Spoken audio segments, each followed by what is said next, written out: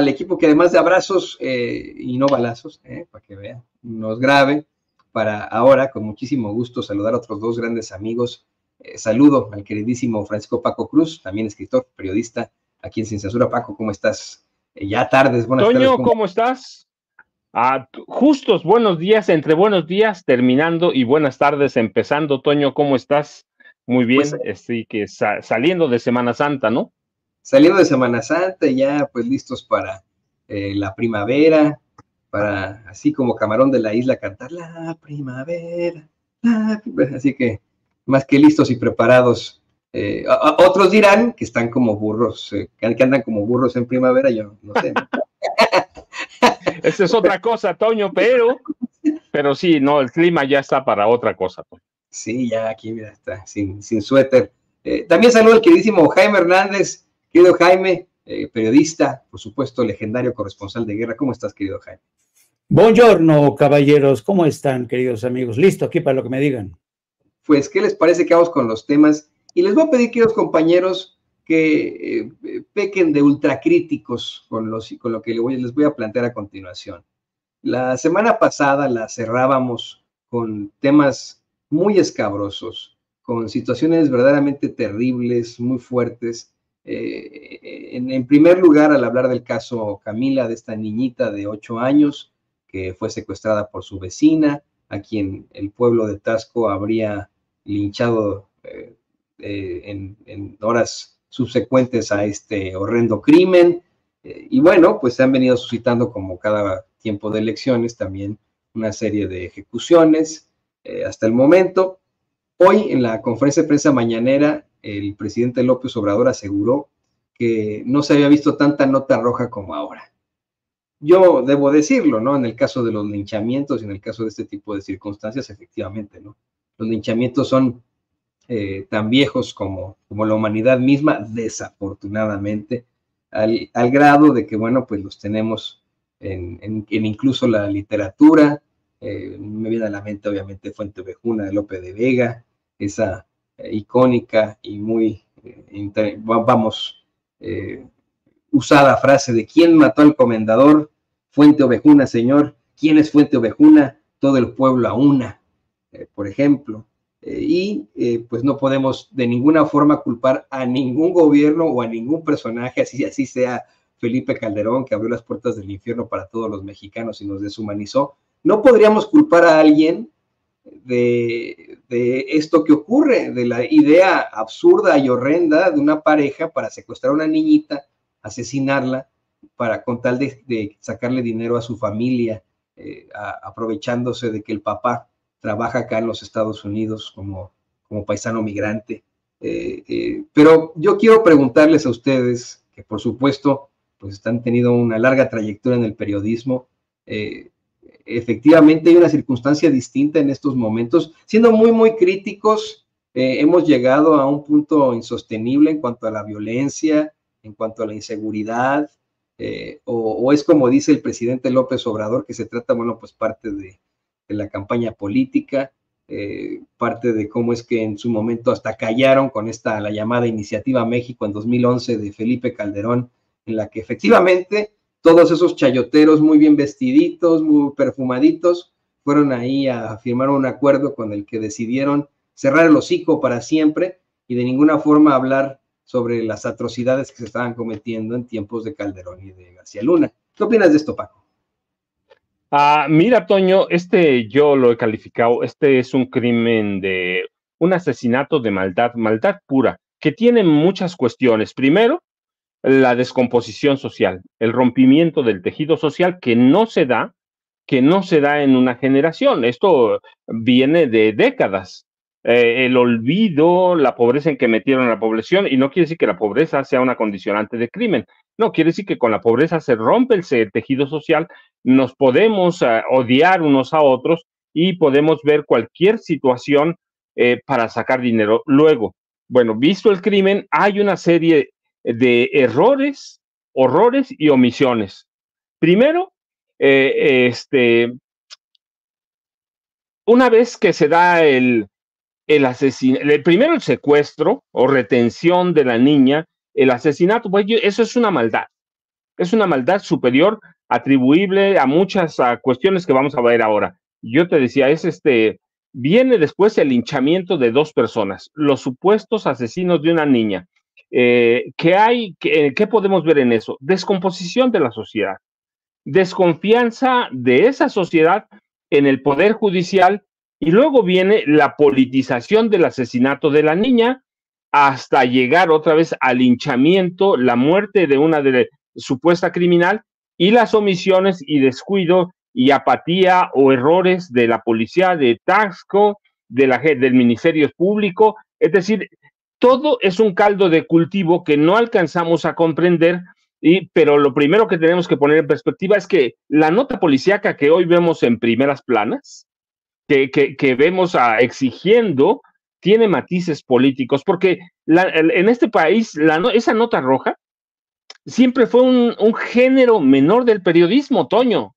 Siempre, de hecho, Reforma oculta, pero hace negocio con la nota roja, esa que va chorreando sangre, ¿sí? Tiene otro trasfondo, así que esa nota siempre, ese género siempre fue desdeñado. Recuerda, Reforma tiene un periódico extra en el que a los Junco no les gustaba poner su nombre para publicar esa serie de crímenes. El Universal tiene el suyo. Aquí hemos tenido periódicos o publicaciones especializadas en ese tipo de crímenes que ahora desaparecieron, pero alerta que chorreaban sangre. Y así que siempre fue considerado un género menor. Tenemos, por ejemplo, el periódico de La Prensa de la Ciudad de México, que es especialista en ese tipo de notas. Yo digo que es quizá el periódico de este país que más vende, fuera de los deportivos, que más vende, pero no es considerado un periódico serio. No porque no lleve buenas notas, es porque publica notas de nota roja. Hoy, al margen de la politización, que hay una politización gravísima, ¿qué incluye? El trabajo deplorable de estos medios y sus analistas que pretenden achacar el crimen de la niña a la administración del presidente López Obrador. Pero tenemos que advertir que la justicia por mano propia, que ese es el linchamiento, como lo quieran llamar, pero es linchamiento, es resultado, uno, de la descomposición social. Nadie quiso prestar antes atención. ¿Por qué?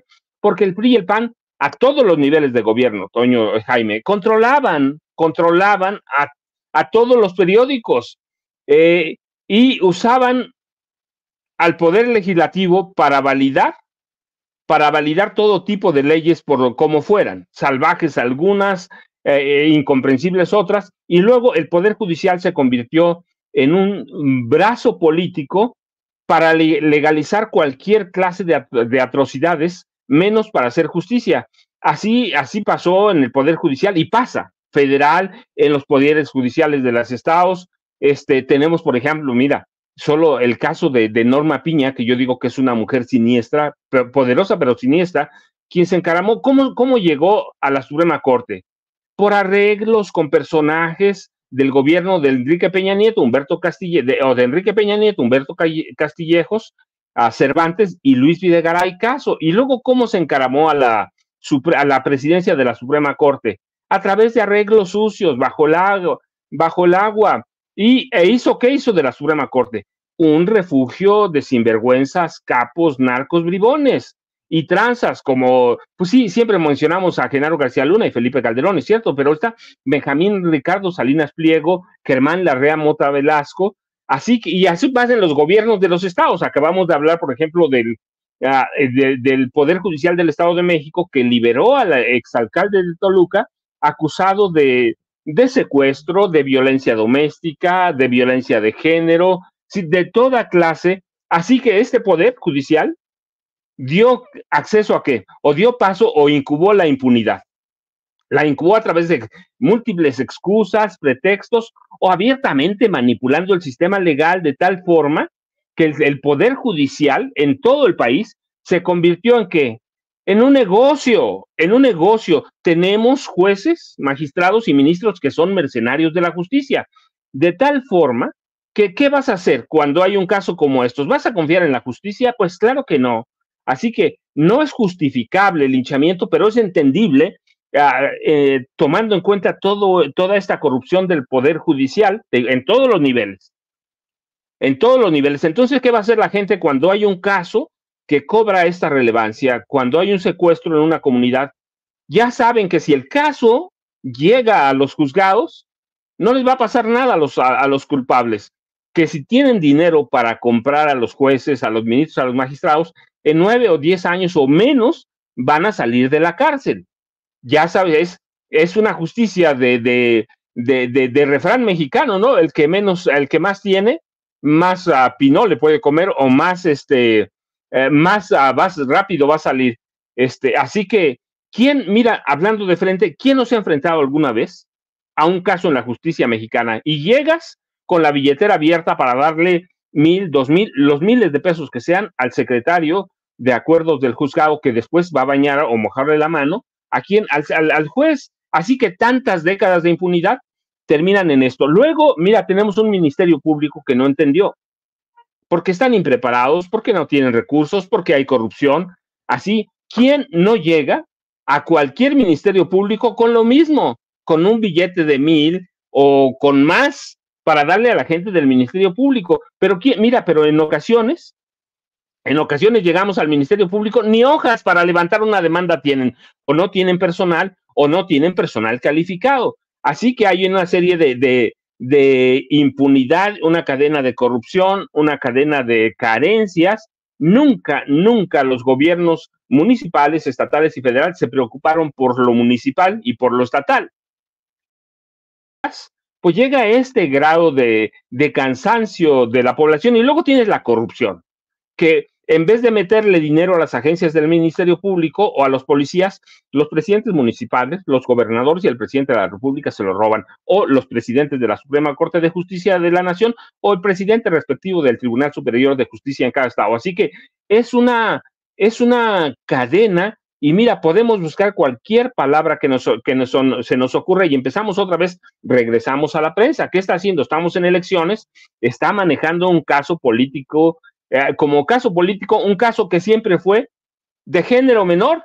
En este país hay que ir a Oaxaca, a Chiapas, hay que ir al Valle de México y vamos a ver cuántos linchamientos. Yo, mira, cuando me entrevistan o me invitan a conferencias, lo primero que digo es, a mí me preocupa más este tipo de violencia que la violencia del narco. La violencia del narco es muy sexy, porque te va a dar noticias de 8 columnas, te va a dar presencia, pero esta violencia no la queremos ver nunca, y es la que tenemos al lado, la que tenemos en casa, la que tenemos con los vecinos.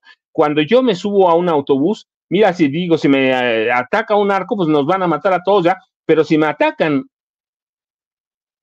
delincuentes del fuero común, me van a cortar un dedo, me van a mochar una oreja, me van a torturar, le van a pedir dinero a mi familia. Así que es un proceso de descomposición que incluye la corrupción de los gobernantes. Es culpa de Evelyn, es culpa del Ministerio Público. La gobernadora acaba de llegar. Guerrero fue gobernado hasta 2021 hasta octubre de 2021 por el PRI. Así que Camila, y casos como el de Camila, no en Guerrero, al estado que vayas, ocupan el último lugar en las prioridades. Y luego vas a la policía municipal.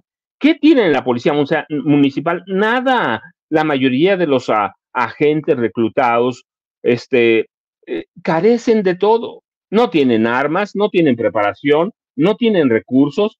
Así que, y luego tienes un gobierno en 2006, 2012, Felipe Calderón, que le entrega la impartición de justicia a un personaje oscuro como Genaro García Luna y corrompe todo. Bueno, termina de corromper, que ya venía corrompido.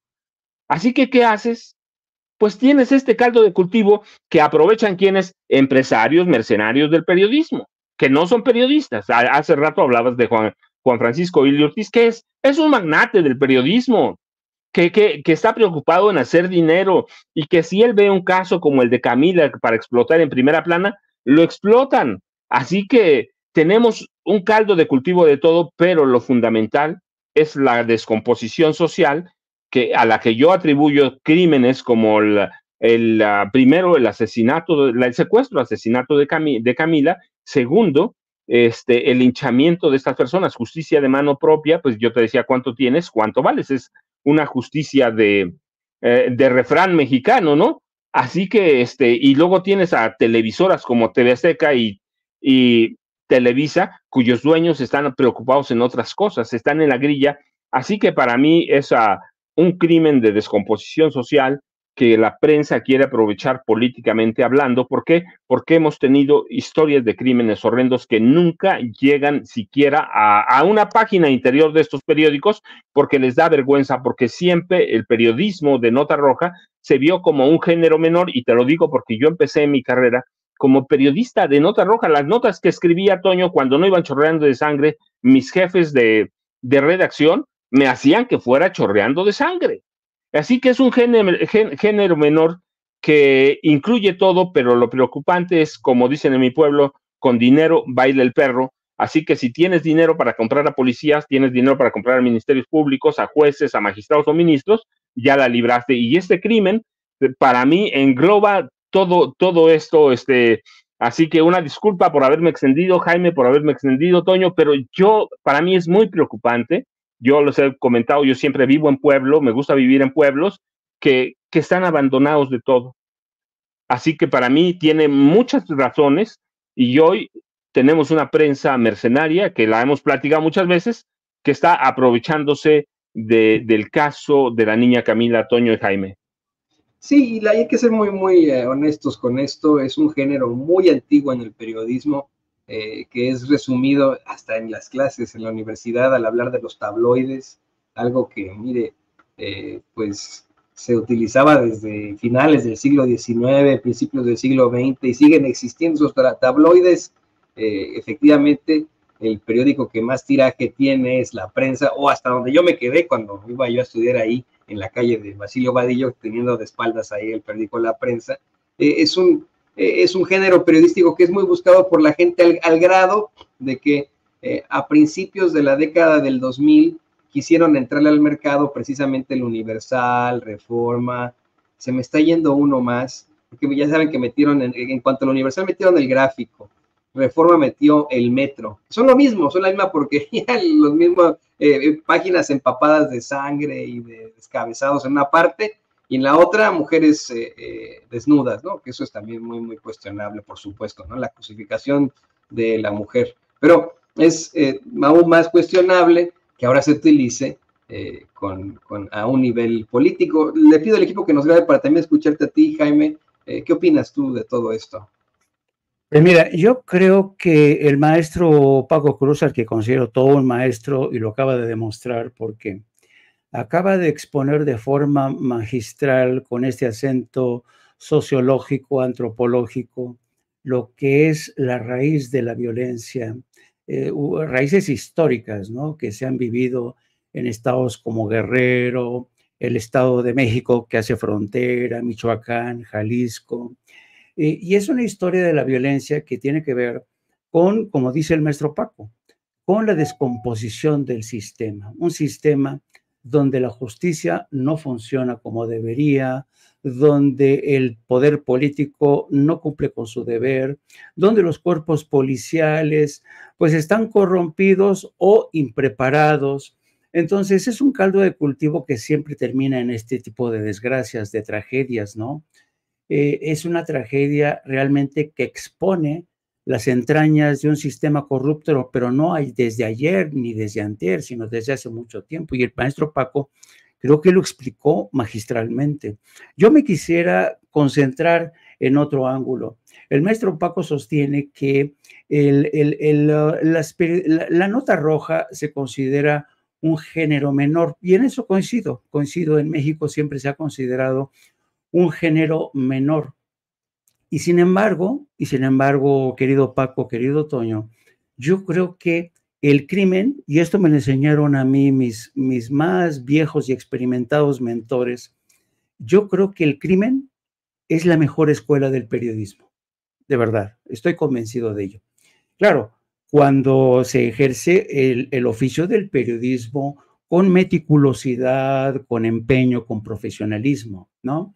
Y hay muchos ejemplos de cómo se podría realmente sacar partido del crimen para elaborar un superreportaje, una buena noticia. Por ejemplo, está A Sangre Fría, de Truman Capote, que yo creo que fue una de las obras que demostró el poder que podía tener el periodismo, la crónica, al retratar un crimen atroz, ¿no? Entonces, yo creo que efectivamente el crimen es la mejor escuela del periodismo, pero ojo, porque también me voy a tratar de explicar.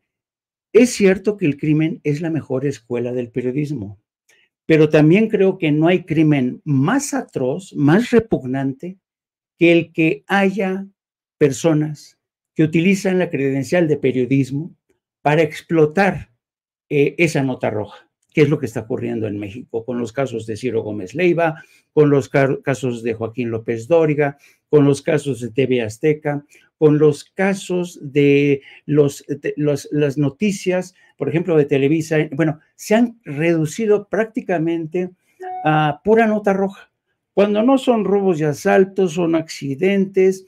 Y es decir, ¿cuál es la tirada? ¿Cuál es la política? Es decir, el crimen ha dejado de ser objeto de estudio para convertirse en objeto de propaganda de las grandes cadenas de televisión, porque la consigna es tratar de vender la imagen de que México es un país ingobernable, que por culpa de Morena, que por culpa de López Obrador, este país está rompiendo todos los récords de violencia. Y todos sabemos que esto no es cierto. A mí realmente me pareció muy interesante la lección, podría decirse así, que hizo el presidente esta mañana, de ver ahora cómo los ciudadanos se han quitado esta venda de los ojos. Los ciudadanos han comenzado a ver a los periódicos, a los medios de comunicación convencionales y masivos con otros ojos. Están hartos de todas las noches estas notas rojas con cifras exageradas, con cifras mentirosas, con medias verdades. Nunca explican la raíz del conflicto, como lo acaba de hacer magistralmente el maestro Paco, para explicar la tragedia que ocurrió con esta niña. Porque aquí se van juntando, si tú haces un poco, desmenuzas aún más lo que ya hizo el maestro Paco, te das cuenta de que ahí el crimen organizado no solamente es que ha estado presente, sino que ha penetrado en la raíz de esta sociedad. Ya cualquiera actúa como crimen organizado. Hay hombres taxistas que se comportan como criminales, utilizan las mismas tácticas, secuestran a niñas a sabiendas de que su padre está en Estados Unidos. Por ejemplo, la extorsión contra familiares que reciben dinero de Estados Unidos se ha hecho una cosa ya no generalizada, pero es bastante frecuente. Si tú vas, por ejemplo, al Estado de México y preguntas a la gente si recibe dinero de Estados Unidos de su familiar, te van a platicar que sí, y que el crimen organizado ya se lleva parte, le mochan parte de esa remesa al familiar que está en Estados Unidos. Entonces te das cuenta cómo el crimen organizado, que se mantuvo durante décadas, sigue ahí y ha contaminado al tejido social, lo ha descompuesto, ¿no? Y en medio de este escenario, ¿qué es lo que están haciendo los medios de comunicación? Los periodistas están haciendo una investigación en serio de lo que hay detrás de estos crímenes. ¿Cómo es posible que este taxista ha llegado a ese grado? ¿Cómo es posible que la sociedad haya reaccionado con esta furia para prácticamente asesinar a una de las supuestas cómplices, ¿no? Entonces, yo creo que aquí te das cuenta cómo todo el sistema está fallando. Y sobre todo, los medios de comunicación, porque yo insisto, todo buen periodista, yo por eso respeto mucho al maestro Paco Cruz, porque como él mismo lo dijo, él empezó como reportero cubriendo la nota roja. Y antes los grandes periodistas empezaban cubriendo la nota roja. Y hay casos de periodistas que después de cubrir la nota roja se convierten en los grandes cronistas, en los grandes escritores, en los grandes sociólogos, en los grandes antropólogos de la violencia, de la injusticia, en fin. Y yo creo, por eso es importante que Sin Censura tenga a un maestro como yo, lo digo así, yo creo, porque admiro mucho el trabajo del maestro Paco y la gente lo sigue por eso, porque es un periodista de raza que ha partido de un campo como es el crimen, como es, que es donde se aprende de verdad, ¿no? Así es que yo creo que ahí tienes dos conclusiones. La primera, la que ya ofreció el maestro Paco, en el sentido de que el sistema está descompuesto, no, pero es una descomposición que viene de décadas atrás. Y la reflexión que yo te doy, en el sentido de que también esta descomposición se ve en los medios de comunicación que se suman a una campaña multimillonaria de propaganda para todas las noches asustarnos, meternos miedo en el cuerpo, que es un poco el relato que nos vende Xóchitl Gálvez y el Movimiento Ciudadano. Dicen, ya basta de tener tanto miedo. Pues sí, todas las noches nos hacen bu a través de los noticiarios de TV Azteca, de Reforma, de TV, pero los ciudadanos saben bien que estamos en época electoral. Y si bien es cierto que en México la violencia suele agudizarse, suele explotar en épocas electorales por una u otra razón, porque desafortunadamente en México la violencia es multifactorial, tiene que ver sobre todo las disputas a nivel de caciques, entre caciques, la violencia, criminales que aprovechan el calendario electoral para ajustes de cuentas. En fin, hay múltiples razones para explicar la violencia, pero yo creo que sí, debemos señalar la falta de profesionalismo de periodistas que solamente se dedican a explotar, a mostrar la sangre, pero sin explicar con honestidad, con pulcritud, con meticulosidad, qué es lo que ha habido, cuál es la raíz de esa violencia que está anidando ahí y que nos va a seguir dando problemas en los próximos años.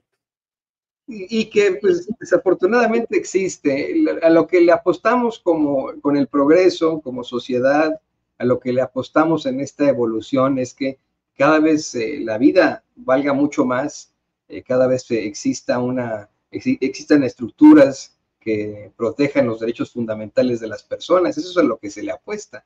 Desafortunadamente, como bien mencionas, Jaime, como bien menciona el queridísimo Paco Cruz, quien concuerdo, ambos, ustedes dos son grandes periodistas. Siempre ha existido y el género es más que claro. Estaba pensando, por supuesto, en lo que fue la alarma en su momento, pero pues tantas publicaciones que así se mantuvieron con toda la popularidad. Y mencionabas algo, querido Jaime, importante. Le voy a pedir al equipo que nos grabe. No, muchas cosas importantes, obviamente, pero de lo que más me llama la atención es cómo es que en la campaña de Xóchitl Gálvez se está manejando ahora esta cantaleta de que supuestamente hay que apostarle a enfrentarse al miedo, que de alguna otra forma es pues la copia a lo que en su momento hizo FDR, Franklin Delano Roosevelt, de el único que debemos tenerle miedo es el miedo mismo, tratando tal vez, ¿no?, de convencer a la gente, cuando son ellos los que están provocando el miedo entre todos los mexicanos, con todo lo que plantean, con lo que hacen sus chayoteros en sus noticiarios por la noche, mañana y tarde. Y hoy, bueno, pues vemos una serie de contradicciones. Vemos que sigue muy fuerte este escándalo del uso del logo del INE y la llamada de atención que hizo el INE. Bueno, pues resulta que también lo hace Marco Cortés sin ni quien les diga nada. Mi querido Paco, ¿qué opinas de esto?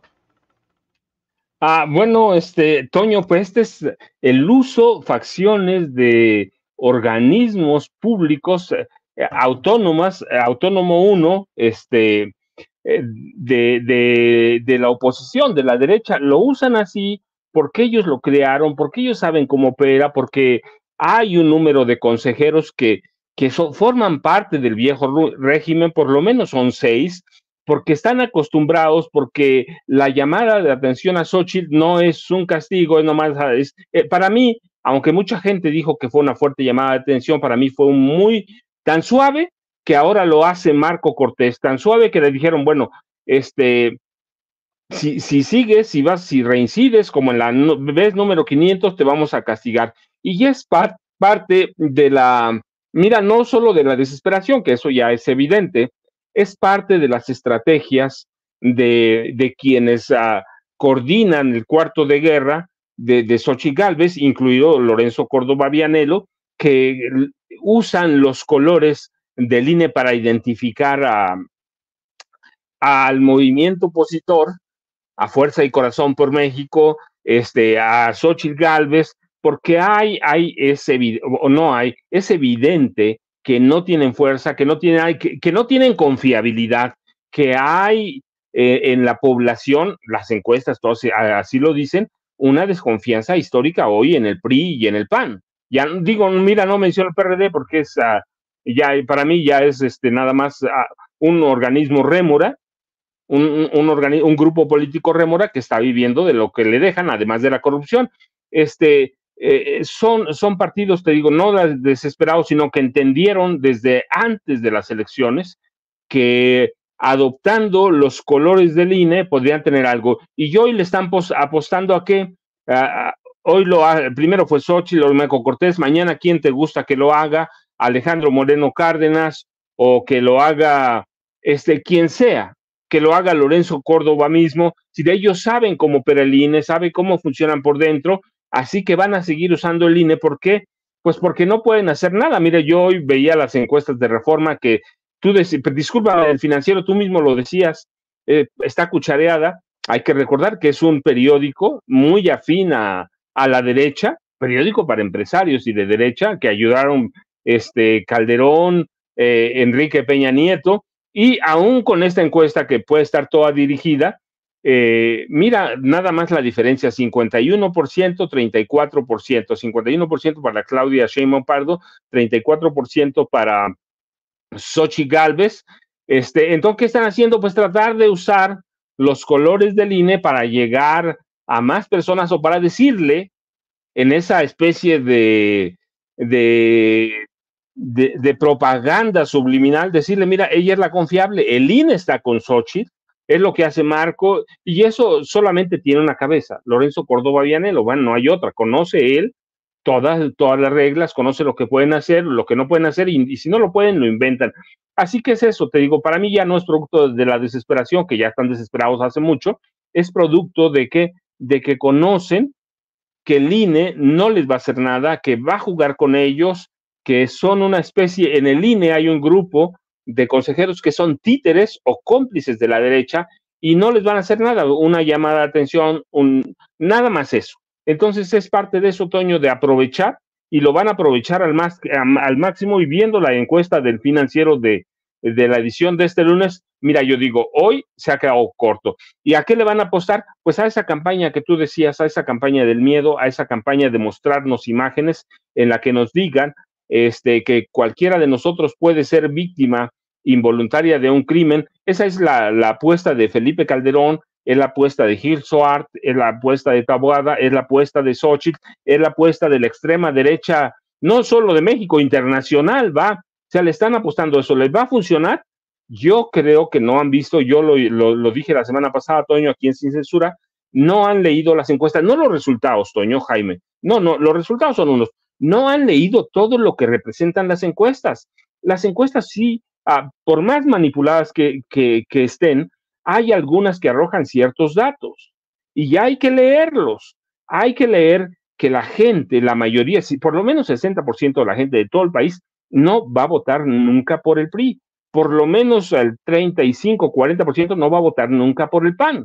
Y esa gente está cansada de este tipo de políticas políticas electorales que pusieron en marcha Xóchitl Gálvez y su cuarto de guerra. Entonces, pero no han leído nada. Lo van a seguir haciendo, van a seguir usando los colores del INE, van a seguir aprovechando esa. Yo decía, por lo menos 6 consejeros están bien identificados que son de derecha en el INE, que es un refugio. Van a aprovechar los recursos que tienen en el Tribunal Electoral del Poder Judicial de la Federación, pero, insisto, no están leyendo las encuestas, están viendo los resultados, pero no están leyendo las encuestas, no saben para qué sirve. Pero ¿quién va a saber? Si tienes a Max Cortázar, que es el hombre que mueve todo eso, es la mano derecha de Calderón, que recurrieron a todas estas campañas sucias, entonces no van a leer nada. Max Cortázar, Maximiliano Cortázar Lara, es un tipo violento, es un tipo represor y es un tipo corrupto. Entonces le están apostando Este hombre tiene control sobre las televisoras. Él les bañó por lo menos 30 y tantos mil millones, 32,000, 32 y 35 mil millones de pesos. Entonces, ¿qué van a apostar? A lo mismo, a lo mismo. ¿Por qué? No están leyendo que ya no es el país de 2006, no es el país de 2012. Somos un país más politizado, somos un país que tiende a leer más algunas cosas y que no vamos a querer en los medios de comunicación tradicionales. Mira, yo no digo no van a desaparecer, no, pero ya deben darse cuenta o debieron haberse dado cuenta en 2017, 2018 que ya no tienen influencia, que no son creíbles, y eso le está pasando a Xochitl. Le van a apostar a lo mismo y por eso recurren al uso de los logos y todo lo relacionado con el INE. ¿Por qué? Pues nadie confía en ellos, pero no están leyendo lo que está pasando en las encuestas, no están leyendo a la población mexicana, no están leyendo al gran núcleo de votantes que son simpatizantes o seguidores de Morena, si no están leyendo nada. Lo que están haciendo es asegurar un poco o tratar de ganar la mayor votación posible, no para la presidencia de la República, eso ya hoy es evidente, sino para tratar de colarse ellos en el Congreso de la Unión. Toño y Jaime. Que fíjense, estaba viendo ahí encuestas que sacan de Massive Caller en las que ponen casi a la mitad, pero tiene toda la razón Paco, sigue la tendencia a hablar de una derrota avasalladora en cuanto a la parte de Claudia Sheinbaum frente a Xochitl Gálvez.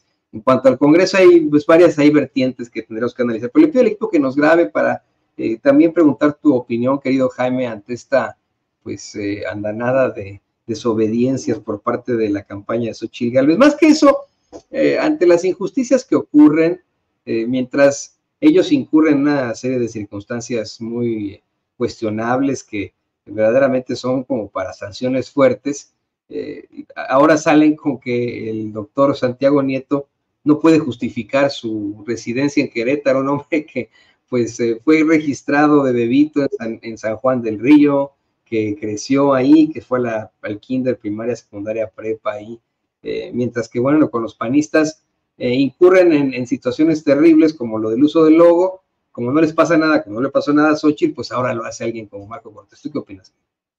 Mira, y yo creo que hay veces que más que adentrarnos en interpretaciones demasiado elaboradas para entender el uso que están haciendo del INE, yo creo que esto tiene mucho que ver con con nuestra cultura democrática. Desde siempre, en México ha existido el convencimiento de que todo árbitro puede comprarse, todo árbitro, ya sea de fútbol, ya sea de básquetbol, todo árbitro puede comprarse. ¿Por qué? Porque, como decía Enrique Peña Nieto, ¿no? No es que la corrupción está, la tenemos, la llevamos, es parte de nuestra cultura, ¿no? Y claro, viejo proverbio, pues es falso, ¿no? Completamente, como lo ha demostrado el presidente de México. Pero eso te da mucho, eso te explica mucho de las razones por las cuales los partidos políticos como el PAN, el PRI, Movimiento Ciudadano, siempre han visto al INE como ese árbitro al que se le puede comprar, al que se le puede sonsacar, ¿no? Y de ahí este continuo forcejeo, este continuo pulso, como hemos visto en el curso de las últimas semanas, bastante interesante, por cierto, entre Gerardo Fernández Noroña y otros miembros del PRD, el Chucho Zambrano, los representantes del PRI y del PAN, que es muy interesante este pulso porque demuestra hasta qué punto realmente ellos creen que el Instituto Nacional Electoral es un árbitro al que se puede doblegar, al que se puede comprar, ¿no? Y esto te habla también de hasta qué punto yo creo que todas y cada una de las reformas que se acometieron para perfeccionar al Instituto Nacional Electoral, pues están incompletas. El INE no es una institución perfecta, y no es perfecta porque desde su creación y hasta la fecha es una institución que se creó a base de cuotas de partido. Entonces la cultura de la partidización es inevitable, como hemos estado viendo.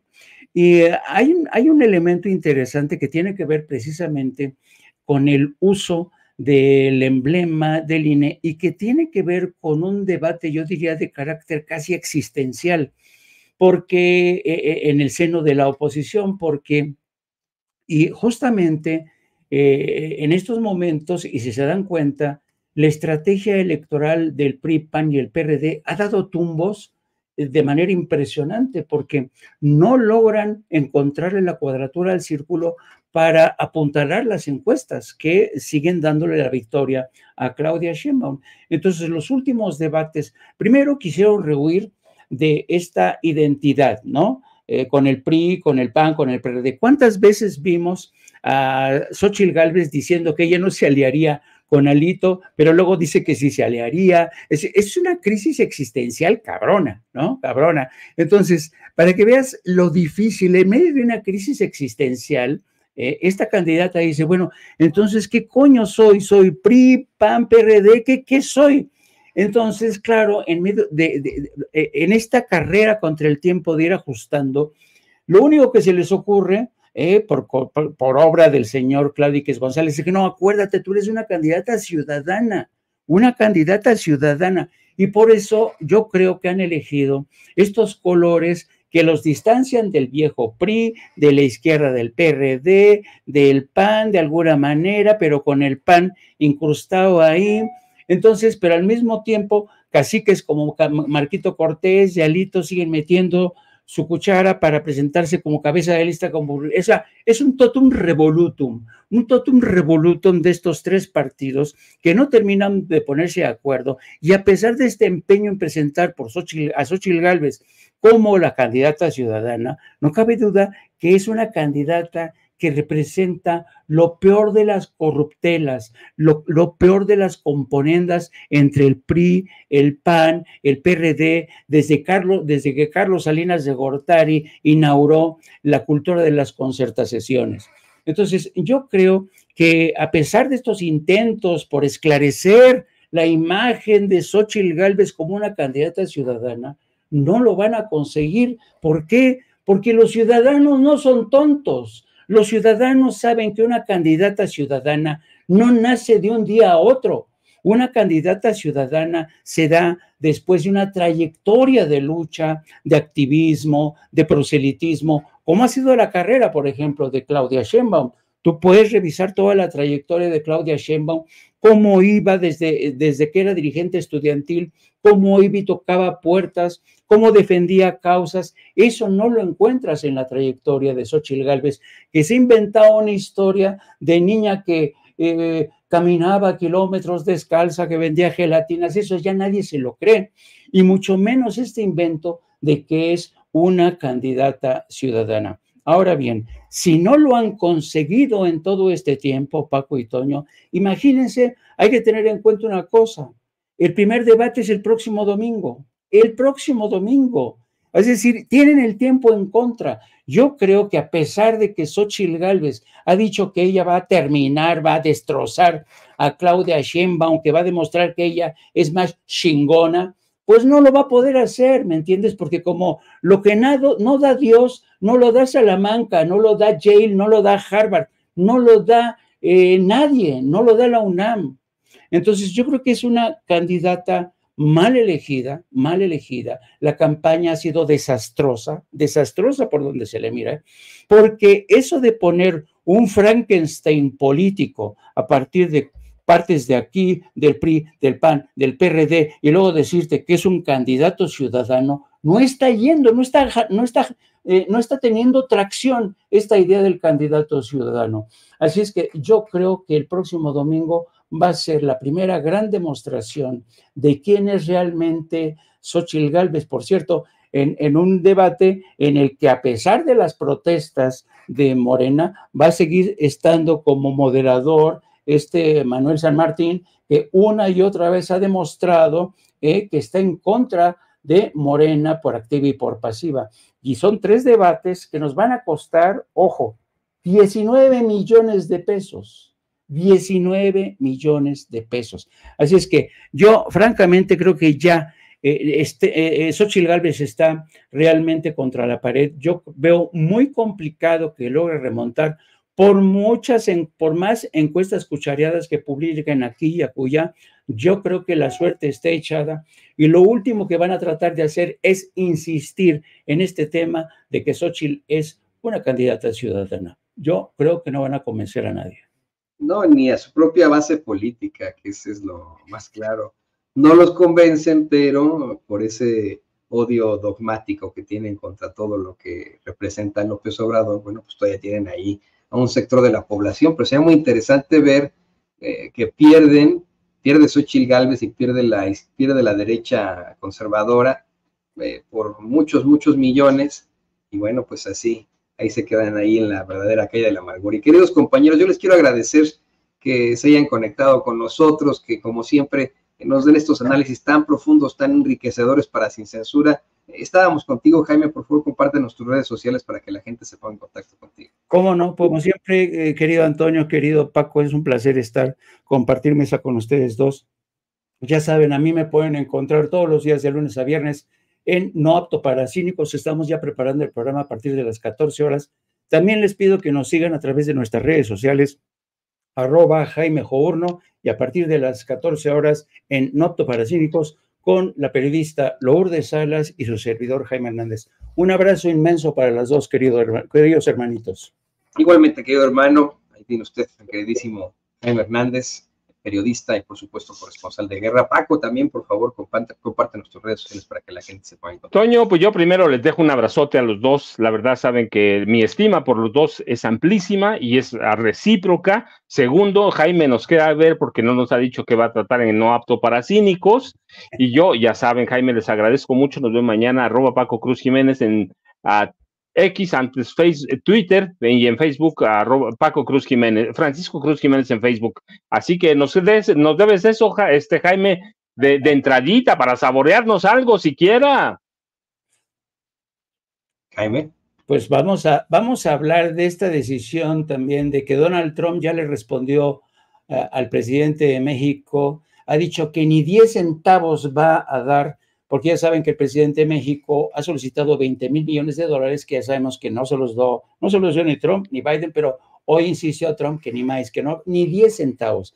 Y vamos a hablar de este tema, de cómo la derecha conservadora intenta recuperar el tiempo perdido a través de estas campañas de propaganda que yo francamente creo que ya no surten el efecto deseado entre millones de mexicanos. Esos van a ser los dos temas centrales de No Apto para Cínicos. Pues estaremos pendientes de No Apto para Cínicos con mucho gusto, claro está.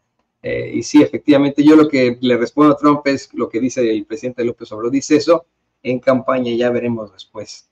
Queridos compañeros, muchas gracias. Ahí tiene usted también al queridísimo. Un abrazo a los dos. Periodista Paco Cruz, Francisco Paco Cruz. Y bueno, vámonos con más.